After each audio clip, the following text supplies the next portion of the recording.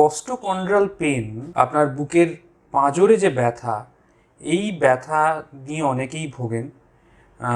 সমস্যা শুরু হয় যখন এই বুকের পাঁজরের ব্যথা ধরুন আপনার বাঁ দিকে হচ্ছে, তখন একটা আশঙ্কা থেকেই যায় যে এটা হার্ট থেকে হচ্ছে না। তো তো সেই জন্য আমরা সাধারণত যদি কেউ এরকম ব্যথা নিয়ে আসে, তাহলে তার হার্টের যে ধরনের পরীক্ষা নিরীক্ষা করা, যেমন ধরুন ইসিজি, ইকো, এই ধরনের পরীক্ষাগুলো করে আগে সেটাকে রুল আউট করে নিই, এবং তারপরে যদি আমরা দেখি যে পাঁজরে, শুধু পাঁজরেই ব্যথা, তখন আমরা এর চিকিৎসা শুরু করি। তো কি করে বুঝবেন যে আপনার বুকের পাঁজরে ব্যথা না অন্য কোনো কারণে ব্যথা হচ্ছে?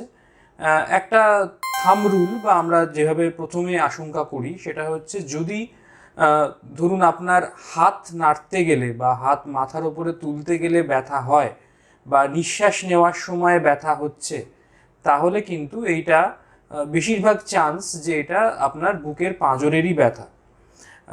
এবং এর চিকিৎসা আমরা ব্যথার ওষুধ দিয়েই প্রথমে শুরু করি, এবং বিভিন্ন মাসেল রিল্যাক্সিং যেসব ওষুধপত্র আছে সেইগুলো দেওয়া হয়।